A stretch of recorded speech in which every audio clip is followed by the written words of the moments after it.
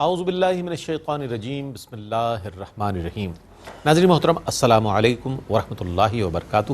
میں ہوں آپ کا میزبان محمد رئیس احمد اور پیش کیا جا رہا ہے تلاوت قرآن کریم، ترجمہ اور تفسیر پر مشتمل پروگرام پیغام قرآن۔ الحمدللہ آج 16واں پارہ اپنے اختتام کو پہنچے گا اور سورہ طٰہٰ جیسا کہ عرض کیا گیا کہ جاری و ساری ہے، اس کے مضامین مزید آپ کے سامنے آئیں گے۔ تلاوت قرآن کریم کے لیے تشریف فرما ہے ممتاز و معروف قاری جناب قاری نعمان نعیمی۔ السلام علیکم ورحمۃ اللہ وبرکاتہ۔ وعلیکم السلام ورحمۃ اللہ وبرکاتہ۔ اور ناظرین محترم تفسیر کے لیے تشریف فرما ہے ممتاز و معروف عالم دین علامہ مفتی محمد اسماعیل نورانی صاحب۔ السلام علیکم ورحمۃ اللہ وبرکاتہ۔ وعلیکم السلام ورحمۃ اللہ وبرکاتہ۔ آئیے ناظرین قرآن کریم کی آیات بینات کی تلاوت کی سعادت حاصل کر رہے ہیں جناب قاری نعمان نعیمی۔ بسم اللہ۔ اعوذ باللہ من الشیطان الرجیم، بسم اللہ الرحمن الرحیم۔ انہ من یأتی ربہ مجرما فإن له جہنم لا يموت فيها ولا يحيا۔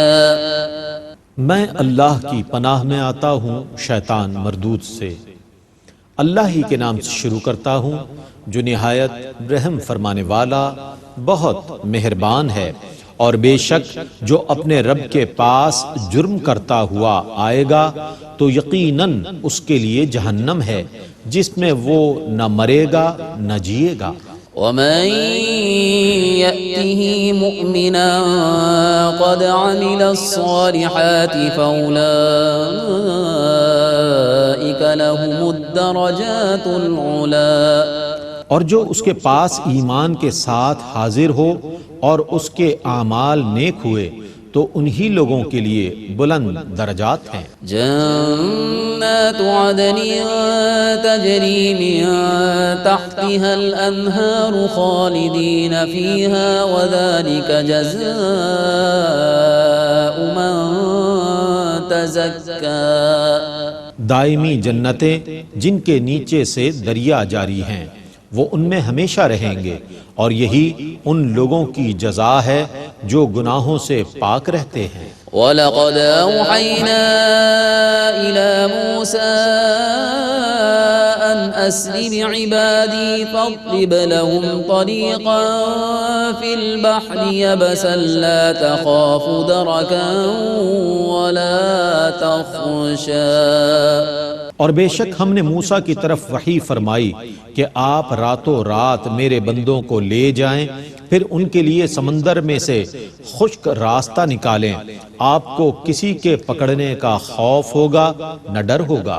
فأتبعهم فرعون بجنوده فغشيهم من اليم ما غشيهم وضل فرعون قومه وما هدى۔ پس فرعون نے اپنے لشکر کے ساتھ ان کا پیچھا کیا، پھر سمندر نے ان کو ڈھانپ لیا جو ڈھانپ لیا، اور فرعون نے اپنی قوم کو گمراہ کر دیا اور سیدھا راستہ نہ دکھایا۔ یا بنی اسرائیل قد انجیناکم من عدوکم وواعدناکم جانب الطور الایمن ونزلنا علیکم المن والسلوى۔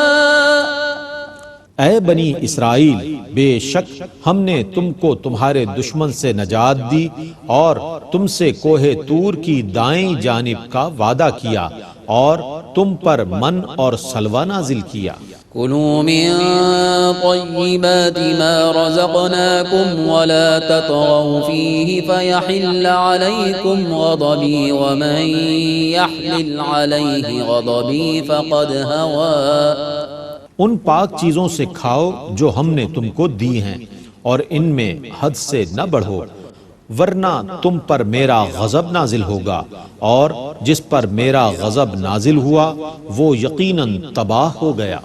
وَإِنِّي لَغَفَّارٌ لِمَن تَابَ وَآمَنَ وَعَمِلَ صَالِحًا ثُمَّ اهْتَدَىٰ۔ اور بے شک میں اس کو ضرور بہت زیادہ معاف فرمانے والا ہوں جو توبہ کرتا ہے، ایمان لاتا ہے اور نیک عمل کرتا ہے، پھر ہدایت پر جم جاتا ہے۔ وما أعجلك عن قومك يا موسى قال هم أولئك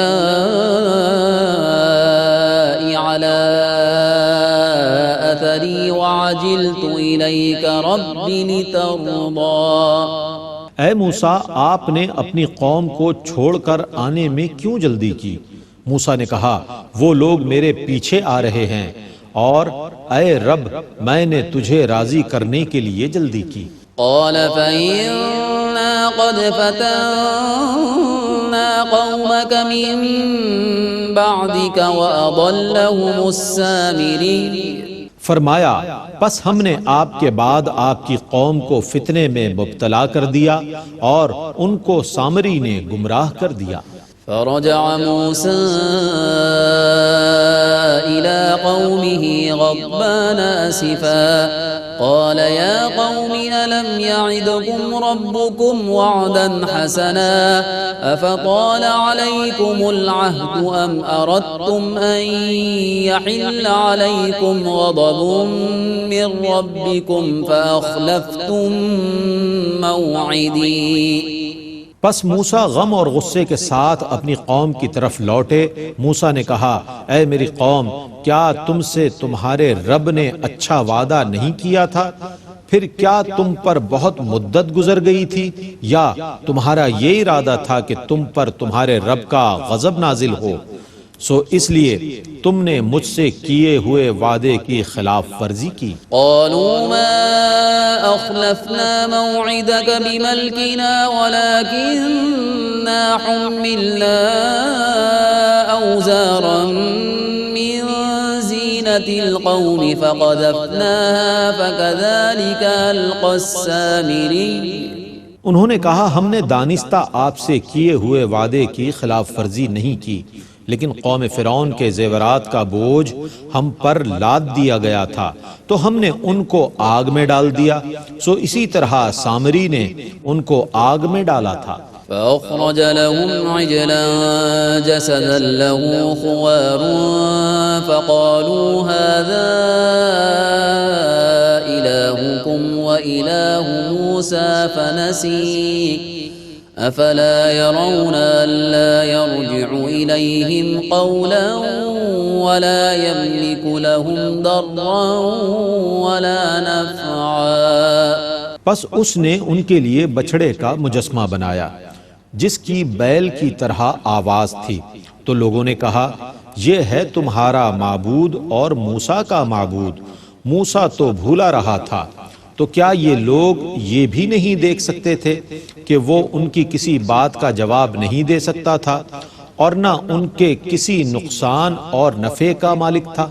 وَلَقَدْ قَالَ لَهُمْ هَارُونُ مِن قَبْلُ يَا قَوْمِ إِنَّمَا فُتِنْتُم بِهِ وَإِنَّ رَبَّكُمُ الرَّحْمَنُ فَاتَّبِعُونِي وَأَطِيعُوا أَمْرِي۔ اور ہارون ان سے پہلے ہی یہ کہہ چکے تھے کہ اے میری قوم، اس بچڑے کی وجہ سے تم کو صرف آزمائش میں ڈالا گیا ہے اور بے شک تمہارا رب رحمان ہی ہے، سو تم میری پیروی کرو اور میرا حکم مانو۔ قالوا لن نبرح عليه عاكفين حتى يرجع إلينا موسى۔ انہوں نے جواب دیا کہ موسیٰ کے واپس آنے تک ہم اسی کی عبادت پر جمے رہیں گے۔ قال يا هارون ما منعك إذ رأيتهم ضلوا ألا تتبعني أفعصيت أمري۔ موسیٰ نے کہا اے ہارون، جب آپ نے دیکھا کہ یہ گمراہ ہو گئے تو آپ کو کس چیز نے منع کیا جو آپ نے میری پیروی نہ کی؟ کیا آپ نے میرے حکم کی نافرمانی کی؟ قال يا ابن لا تأخذ بلحيتي ولا برأسي إني خشيت أن تقول فرقت بين بني إسرائيل ولم ترقب قولي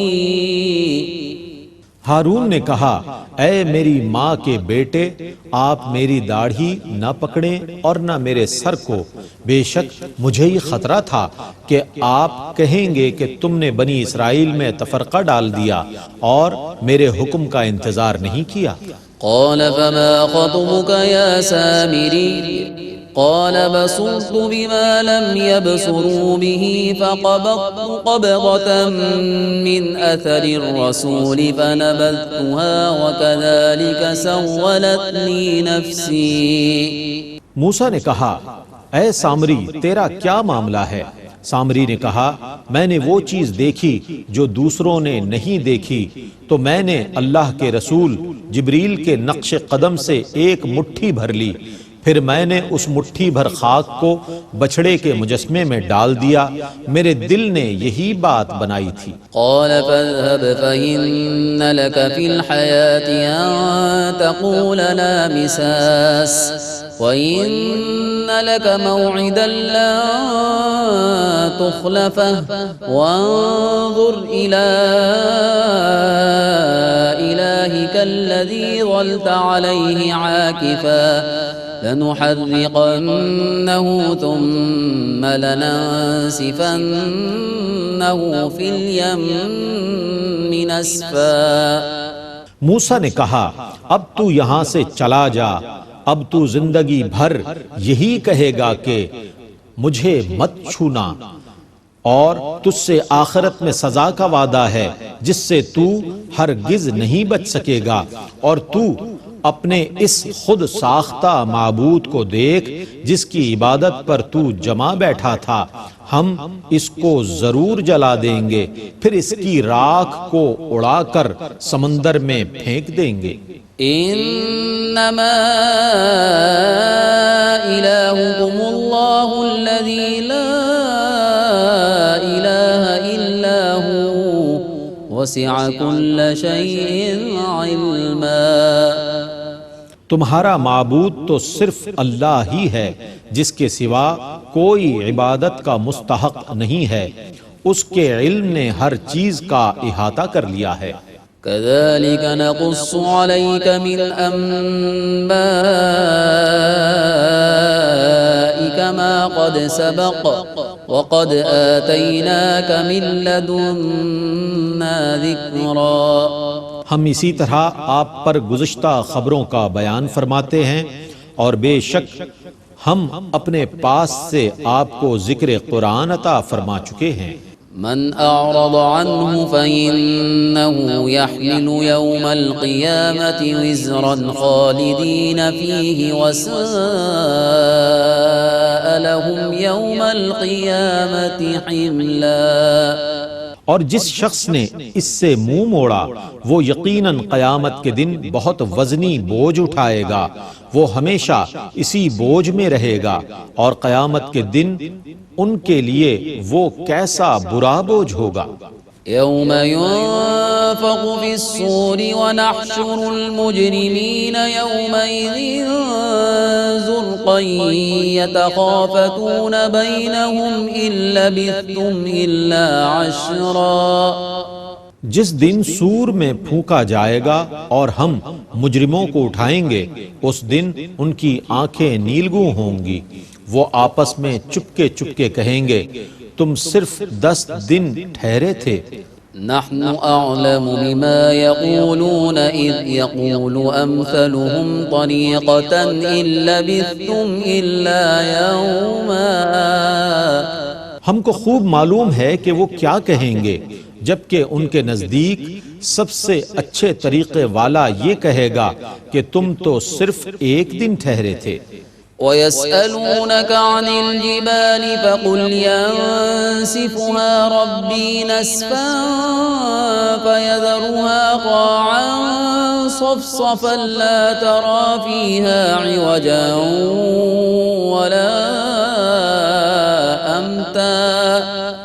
اور لوگ آپ سے پہاڑوں کے متعلق سوال کرتے ہیں، آپ کہیے میرا رب انہیں ریزہ ریزہ کر کے اڑا دے گا اور زمین کو کھلے ہوئے ہموار میدان کی حالت میں چھوڑ دے گا، آپ اس زمین میں نہ کوئی کجی دیکھیں گے نہ اونچ نیچ۔ يومئذ يتبعون الداعي لا عوج له وخشعت الأصوات للرحمن فلا تسمع إلا همسا۔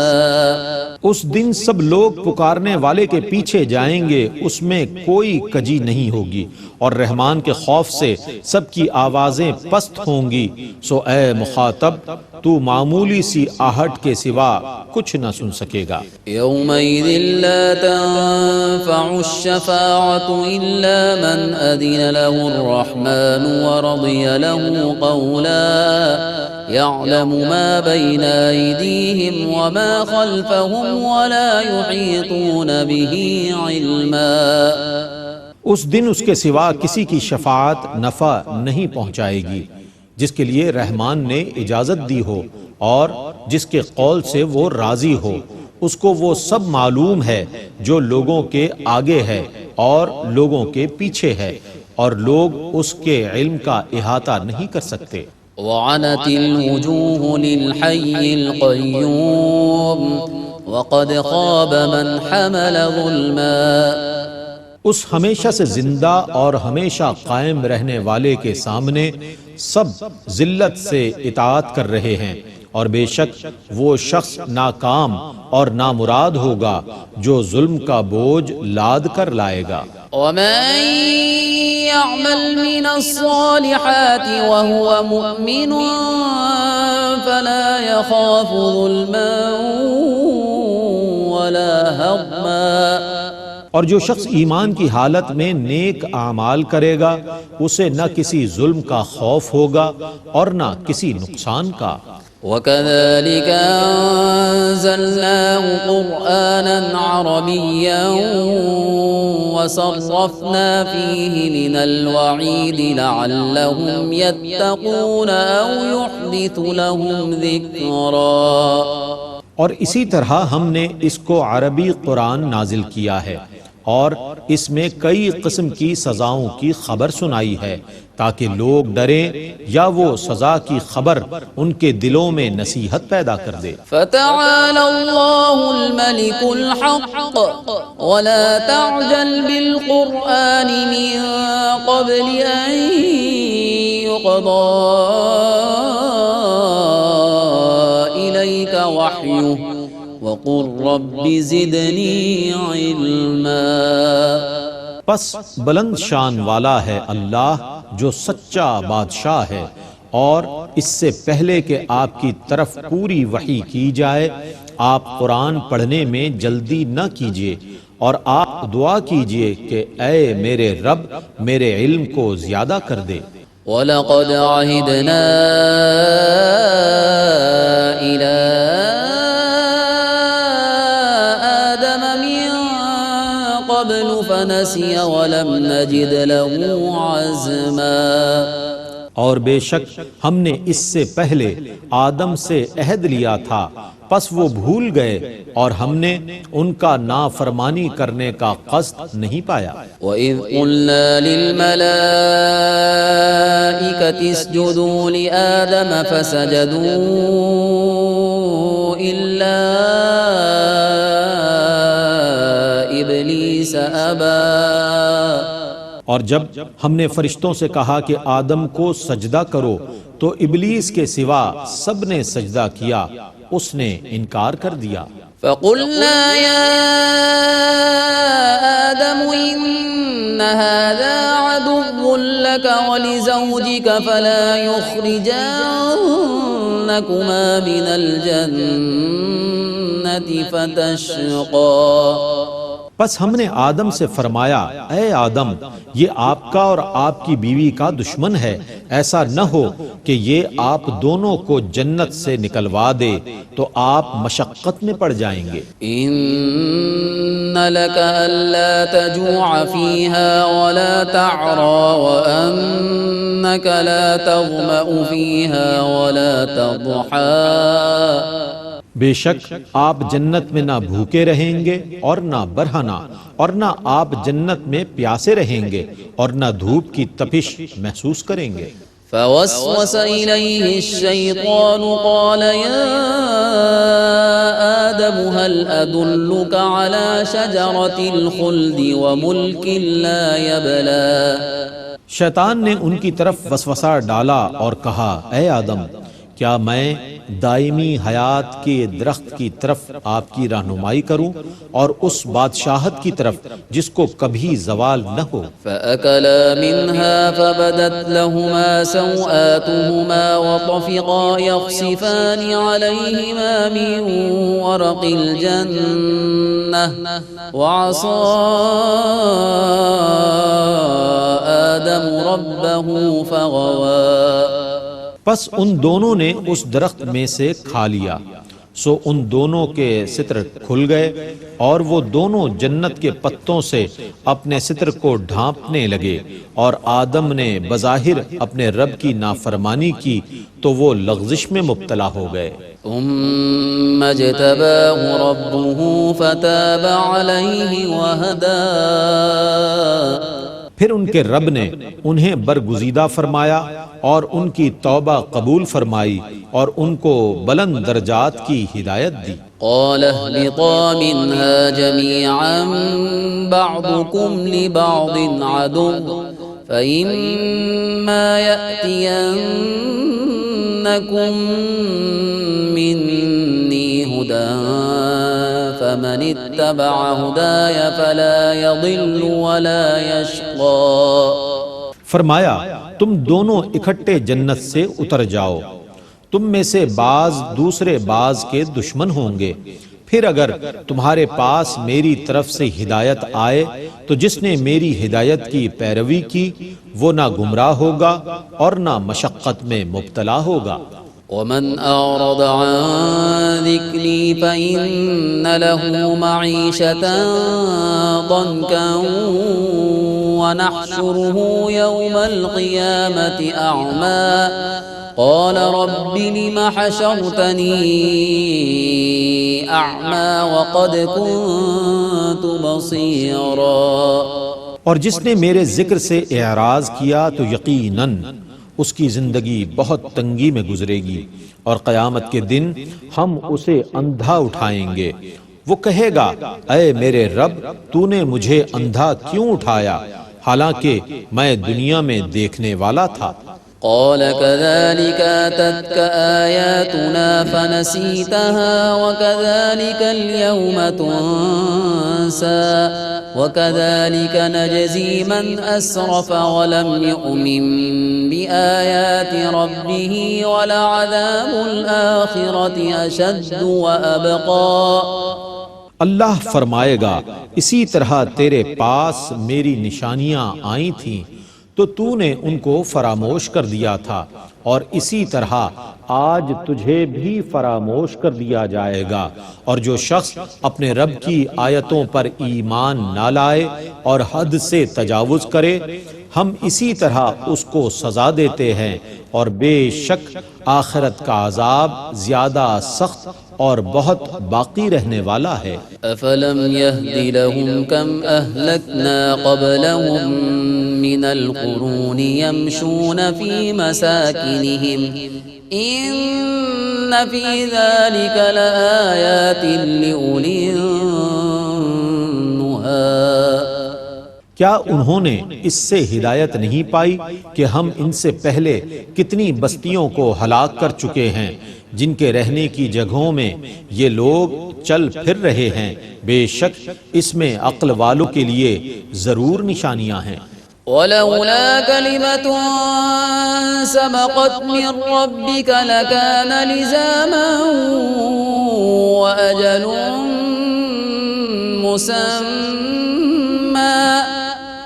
اور اگر آپ کے رب کی طرف سے ایک بات پہلے ہی مقدر نہ ہو چکی ہوتی اور ایک میعاد مقرر نہ ہو چکی ہوتی تو ان کو اسی وقت عذاب آ چمٹتا.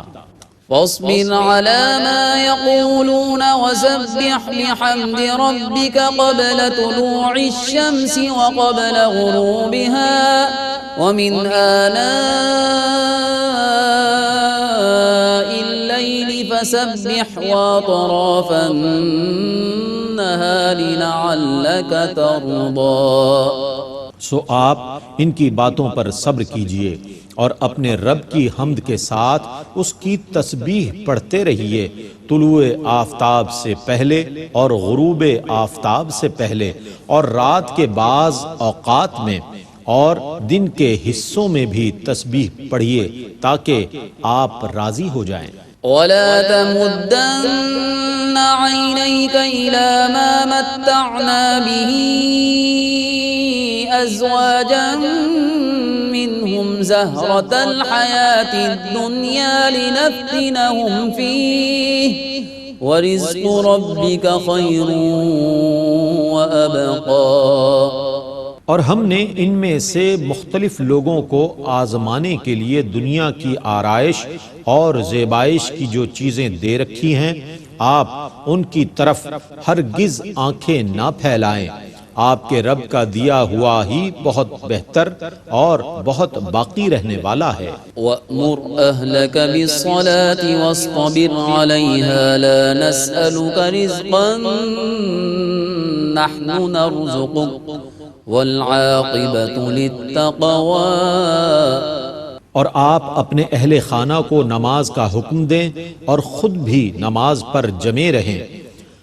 ہم آپ سے آپ کے رزق کا سوال نہیں کرتے، ہم خود آپ کو رزق دیتے ہیں اور نیک انجام صرف تقوی کا ہے۔ وَقَالُوا لَوْلَا يَأْتِينَا بِآيَةٍ مِّن رَّبِّهِ أَوَلَمْ تَأْتِهِم بَيِّنَةُ مَا فِي الصُّحُفِ الْأُولَى۔ اور انہوں نے کہا، یہ اپنے رب کی طرف سے ہمارے پاس کوئی نشانی کیوں نہیں لاتے؟ کیا ان کے پاس وہ واضح دلیل نہیں آ چکی جو پہلی کتابوں میں ہے؟ وَلَوْ أَنَّا أَهْلَكْنَاهُم بِعَذَابٍ مِّن قَبْلِهِ لَقَالُوا رَبَّنَا لَوْلَا أَرْسَلْتَ إِلَيْنَا رَسُولًا فَنَتَّبِعَ آيَاتِكَ مِن قَبْلِ أَن نَّذِلَّ وَنَخْزَىٰ۔ اور اگر ہم رسول کو بھیجنے سے پہلے انہیں عذاب سے ہلاک کر دیتے تو یہ ضرور کہتے کہ اے ہمارے رب، تو نے ہماری طرف کوئی رسول کیوں نہیں بھیجا کہ ہم عذاب میں ذلیل اور رسوا ہونے سے پہلے تیری آیتوں کی اتباع کر لیتے۔ قُلْ كُلٌّ مُتَرَبِّصٌ فَتَرَبَّصُوا فَسَتَعْلَمُونَ مَنْ أَصْحَابُ الصِّرَاطِ السَّوِيِّ وَمَنِ اهْتَدَىٰ۔ آپ کہیے، سب انتظار کر رہے ہیں، سو تم بھی انتظار کرو، ان قریب تم جان لوگے کہ سیدھے راستے والے اور ہدایت یافتہ کون لوگ ہیں۔ تلاوت قرآن کریم اور ترجمہ پیش کیا گیا۔ آئیے ان آیات بینات کی تفہیم کے لیے، انہیں سمجھنے کے لیے اور اس پیغام کو سمجھنے کے لیے جو کہ قرآن کریم میں موجود ہے، ہم بڑھتے ہیں تفسیر کی جانب۔ میں ملتمس ہوں علامہ مفتی محمد اسماعیل نورانی صاحب کی جانب، حضرت تفسیر فرمائیے۔ بسم اللہ الرحمن الرحیم، الحمدللہ رب العالمین والصلاة والسلام علی سید الانبیاء والمرسلین۔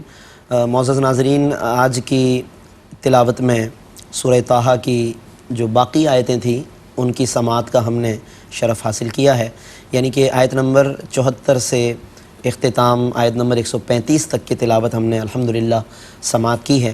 کل گزشتہ جو درس اور خلاصہ آپ کے سامنے بیان کیا گیا، اس میں اختتام پر جو بات چل رہی تھی ان جادوگروں کے حوالے سے کہ جو فرعون نے جمع کیے تھے حضرت موسیٰ علیہ السلام کا مقابلہ کرنے کے لیے، اور وہ سب کے سب بالآخر معاملہ فرعون کا الٹ ہو گیا اور وہ جادوگر ایمان لے آئے۔ فرعون دھمکانے لگا، ڈرانے لگا، لیکن وہ اور ڈٹ گئے اور انہوں نے کہا کہ اب ہم ڈرنے والے، یعنی خلاصہ یہ کہ جو ان کی باتوں کا خلاصہ ہے کہ اب ہم ڈرنے والے نہیں ہیں، لن نؤثرک علی ما جاءنا من البینات، کہ اب ہم اللہ کی آیتوں پر تجھے ترجیح دینے والے نہیں ہیں۔ جو ہو سکتا ہے تو فیصلہ کر، اور بے شک تیرا فیصلہ صرف دنیا تک ہو سکتا ہے۔ کتنی ناظرین ایمان افروز بات ہے یہ کہ جو تو فیصلہ کرے گا ہمارے خلاف، قتل کرنے کا، قید کرنے کا، مارنے کا، یہ وہ فیصلہ ہوگا جو صرف دنیا تک ہو سکتا ہے۔ آخرت سے اس کا کوئی تعلق نہیں، اور آخرت میں تو پھر ایمان کی بنیاد پر اللہ تبارک و تعالی ہمارے لیے فیصلہ فرمائے گا۔ ناظرین، یہ بہت ایمان افروز باتیں ہیں کہ جو ان جادوگروں نے، اور کمال دیکھیے کہ ابھی ایمان کی شمع کچھ لمحے ہوئے کہ روشن ہوئی، اور لبوں سے کیا ایمان اور حکمت کی باتیں جھڑ رہی ہیں، اور کتنی خوبصورت باتیں وہ بیان کر رہے ہیں۔ پھر اس کے بعد ناظرین، جو آج کی تلاوت کا جو آغاز ہوا آیت 74 سے، تو اس کے بارے میں بعض علماء نے فرمایا کہ یہ بھی اسی گفتگو کا تسلسل ہے جو جادوگروں نے جو جملے کہے فرعون کے سامنے، اور بعض علماء نے کہا کہ اب ان آیتوں سے اللہ رب العزت کے کلمات ہیں، تو یہ دونوں طرح کی بات فرمائی گئی ہے۔ ان آیتوں میں کیا خوبصورت بات فرمائی، انہ من یأتی ربہ مجرما، دو طبقوں کی طرف اشارہ کر دیا اور بہت کمال طریقے سے، انہ من یأتی ربہ مجرما، کہ جو رب اپنے رب کی بارگاہ میں حاضر ہوگا مجرم بن کر۔ اب یہ بندے کے ہاتھ میں دنیا میں اس وقت کہ وہ سوچ لے کہ میں جب رب کی بارگاہ میں حاضر ہوں گا تو کیا مجرم بنا کر اور مجرم کے طور پر مجھے لایا جائے گا، یا میں مطیع و فرما بردار کے طور پر پیش کیا جاؤں گا، یہ بندے کے ہاتھ میں۔ اور پھر اس میں پھر دونوں باتوں میں غور کر لے، کیونکہ قرآن کہہ چکا ہے کہ وَهَدَيْنَاهُ النَّجْدَيْنِ، ہم نے دونوں راستے تمہارے لیے واضح کر دیے ہیں۔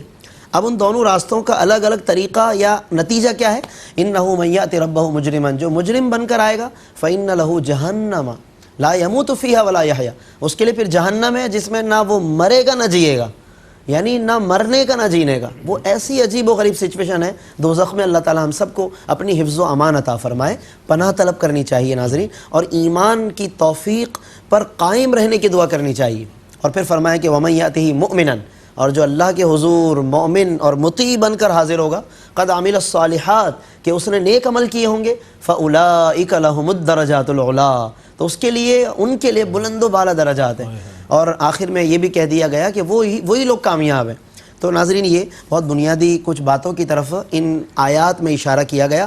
یہ آیت 74 اور 75 ہے، اس کو علیحدہ سے بھی میں ضرور کہوں گا کہ آپ ناظرین پڑھیے گا اس کو، آیت نمبر 74 75 سورہ طٰہٰ کی، کہ یہ ہماری زندگی کا دراصل خلاصہ ہے اور ایک جائزہ ہے جو قرآن نے پیش کیا ہے پورے معاشرے کے حوالے سے، ہمیں ضرور اس کو الگ سے بھی پڑھنا چاہیے۔ پھر اس کے بعد حضرت موسیٰ علیہ السلام کہ جو اپنی قوم کو لے کر جس طریقے سے پھر انہیں روانہ ہونے کا حکم فرمایا گیا، کیونکہ وہ فرعون کا جو مارکہ تھا، فرعون کا جو معاملہ تھا، حضرت موسیٰ علیہ السلام بہت اعلیٰ طریقے سے فتح یاب ہو گئے، کامیاب ہو گئے۔ اب اس کے بعد اللہ رب العزت نے حکم فرمایا کہ آپ اپنی قوم کو لے کر اب یہاں سے روانہ ہو جائیے۔ اب جہاں روانہ ہونے کا فرمایا جا رہا ہے وہ آگے سمندر ہے، تو گویا کہ اشارہ دے دیا کہ موسیٰ، سمندر میں جانا، قدم رکھنا آپ کا کام ہے، راستہ بنانا رب کا کام ہے۔ یعنی رب کی اطاعت و فرما برداری پر جب بندہ چل پڑتا ہے تو راستہ پھر وہی بناتا ہے۔ والذین جاہدوا فینا، وہ لوگ کہ جو ہمارے راہ میں کوششیں کرتے ہیں، لنہدینہم سبلنا، ہم راستے کھولتے چلے جاتے ہیں۔ اللہ رب العزت نے سیدنا موسیٰ علیہ السلام کے لیے بھی راستہ بنایا، اور فرعون نے دیکھا کہ راستہ بن گیا تو میں بھی اس راستے پہ کود جاؤں، شاید کہ پہنچ جاؤں، میں بھی کنارے پہ لگ جاؤں، لیکن وہ دراصل اسے دھوکہ ہو گیا۔ اسے یہ معلوم نہیں تھا یہ راستہ جو بنا ہے حضرت موسیٰ کے لیے تو اس کے پیچھے اطاعت الہی ہے، فرما برداری ہے، ایمان ہے، اور یہ چاہتا کہ میں اپنے اسی کفر و فرعونیت کے ساتھ جاؤں۔ چنانچہ جب وہ کود گیا تو فغشیہ من الیم ما غشیہ، اور چنانچہ سمندر نے اس کو ڈھانپ لیا، اسے اور پوری قوم کو اچھی طریقے سے ڈھانپ لیا، اور پھر جس طریقے سے وہ غرق ہوا ہے تو اس کی تفصیل ناظرین پہلے گزر چکی ہے۔ اس کے بعد پھر اللہ رب العزت نے بنی اسرائیل کو جب نجات دے دی تو پھر ان کئی انعامات کا اللہ نے آگے اگلی آیتوں میں ذکر فرمایا کہ قد انجیناکم من عدوکم، دشمنوں سے ہم نے تمہیں نجات دی، وواعدناکم جانب الطور الایمن، اور طور کی دائیں جانب ہم نے تم سے ایک وعدہ کیا، یعنی کہ وقت مقرر رکھا، اور کئی لوگوں کو اللہ رب العزت نے حضرت موسیٰ علیہ السلام کے ساتھ وہاں پر بلایا۔ ونزلنا علیکم المن والسلوى، من و سلوہ ہم نے نازل کیا۔ پھر آگے فرمایا کتنی خوبصورت بات، کلوا من طیبات ما رزقناکم، ہم نے اے بنی اسرائیل جو تمہیں پاکیزہ روزی رزق عطا کیا اس کو کھاؤ، لیکن ولا تطغوا فیہ، اس میں سرکشی مت کرنا، کہ جب تم سمجھو کہ نعمتیں اب ساری ہماری ہیں، اب ہمیں آسمانوں سے بھی رزق برس رہا ہے، ادھر سے بھی ادھر سے بھی آ رہا ہے، تو پھر جیسے چاہو کرو، تو فرمایا نہیں، طغیان مت کرنا، عصیان، نافرمانی، سرکشی، یہ اللہ کو پسند نہیں ہے، لہذا فرما دیا ولا تطغوا۔ نتیجہ کیا نکلتا ہے؟ جب بھی کوئی قوم طغیان اور سرکشی پر آ جاتی ہے، اللہ سے مقابلے پر آ جاتی ہے، فَيَحِلَّ عَلَيْكُمْ غَضَبِي، اللہ فرماتا ہے پھر میرا غضب تم پر نازل ہونا شروع ہو جائے گا۔ اور اصول کیا ہے؟ وَمَن يَحْلِلْ عَلَيْهِ غَضَبِي، جس پر میرا غضب اتر گیا فرمایا فقد ہوا، تو وہ گر پڑا، وہ گرتا ہی چلا جائے گا پھر۔ تو اس لیے آج ہمیں یہ سمجھنا چاہیے کہ اگر معاشی اعتبار سے ہم کسی کرائسس کا شکار ہیں، نقصانات کا شکار ہیں، تو کہیں ہم نے خدا نخواستہ سودی معاملات میں انوالو ہو کر اللہ سے جنگ کو تو ہم نے اپنے لیے کہیں خدا نخواستہ للکارا تو نہیں ہے، یا جنگ کی طرف ہم پیش قدمی تو نہیں کر رہے، یا جنگ کی دعوت تو نہیں دے رہے، یعنی ہم اپنے نقصانات کے اندر کچھ اس انداز سے بھی غور کریں کہ اللہ صاف صاف فرما رہا ہے وَمَن يَحْلِلْ عَلَيْهِ غَضَبِي، جس پر میرا غضب اتر گیا فقد ہوا، وہ گرتا چلا جائے گا، معاشی طور پر بھی اور ہر اعتبار سے وہ گرتا چلا جائے گا۔ تو ہمیں ضرور اس حوالے سے غور کرنا چاہیے۔ اور کتنی خوبصورت بات آگے فرمائی، توبہ کا فلسفہ ہے۔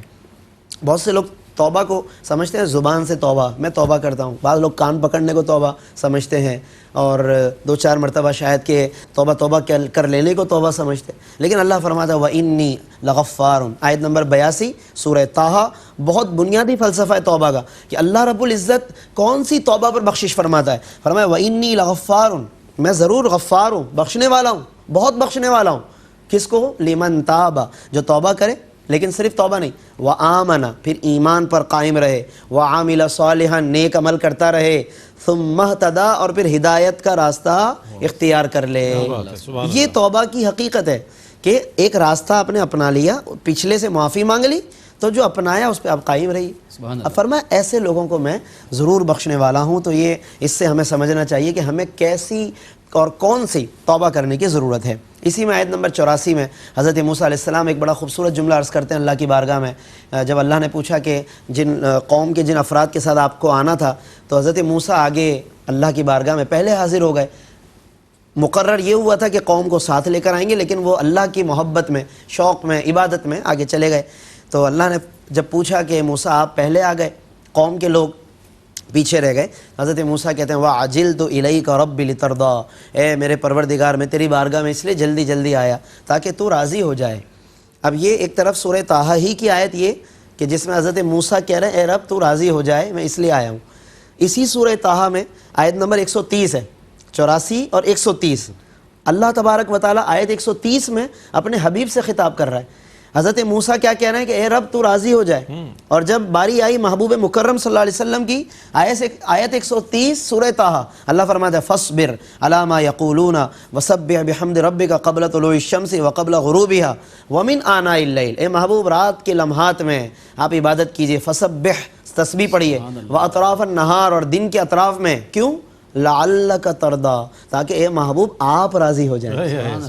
یہ دیکھیے نا، ایک ہی سورہ طٰہٰ ہے، حضرت موسیٰ کہہ رہے ہیں لِتَرْضَىٰ، اے رب تو راضی ہو جا، اور محبوب مکرم سے اللہ فرما رہا ہے لَعَلَّكَ تَرْضَىٰ، تاکہ محبوب آپ راضی ہو جائیں۔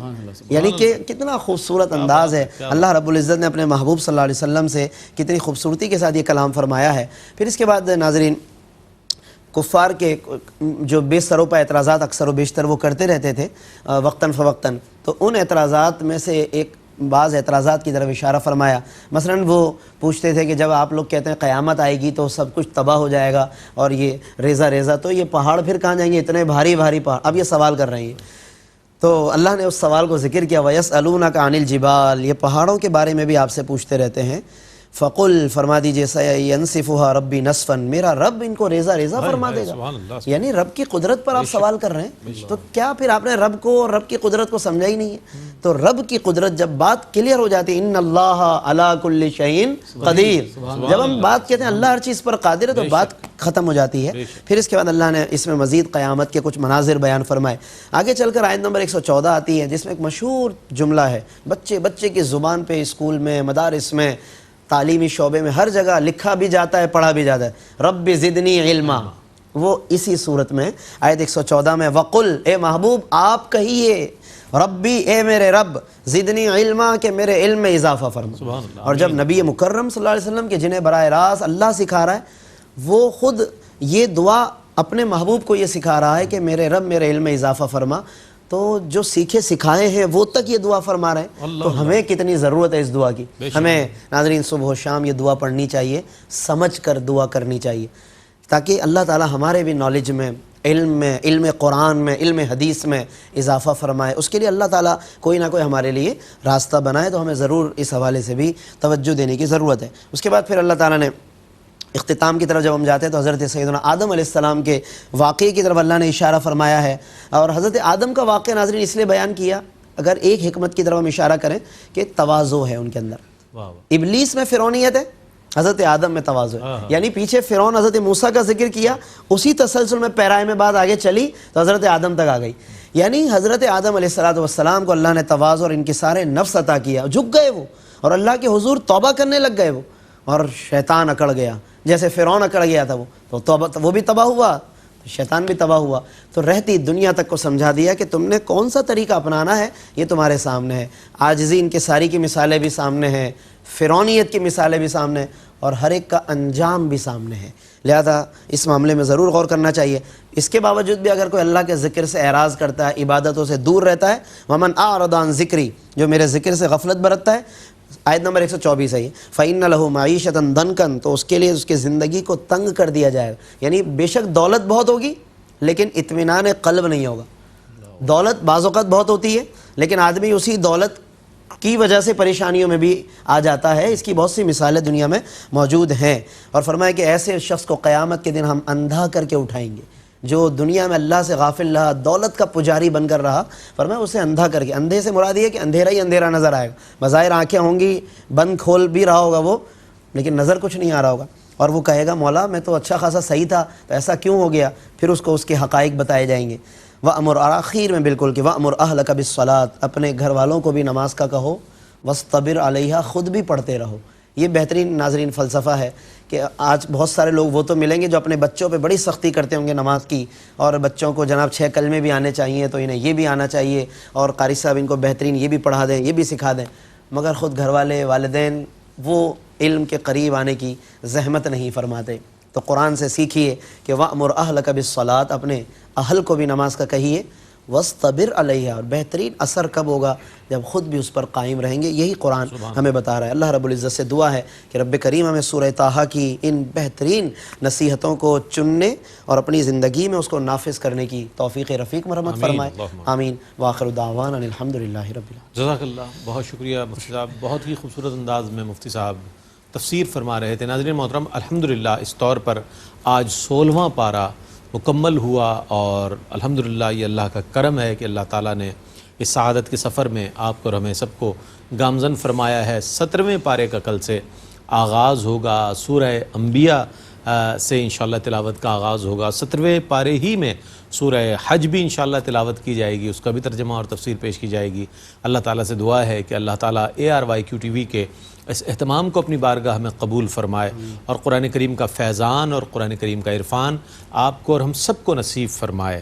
اللہ تعالیٰ اسلام پر زندگی عطا فرمائے، ایمان پر موت عطا فرمائے، اور نبی مکرم علیہ السلام کی شفاعت عظمیٰ سے بروز حشر ہمیں بہرمند فرمائے. اسی کے ساتھ اپنے میزبان محمد رئیس احمد کو اجازت دیجیے. اللہ حافظ.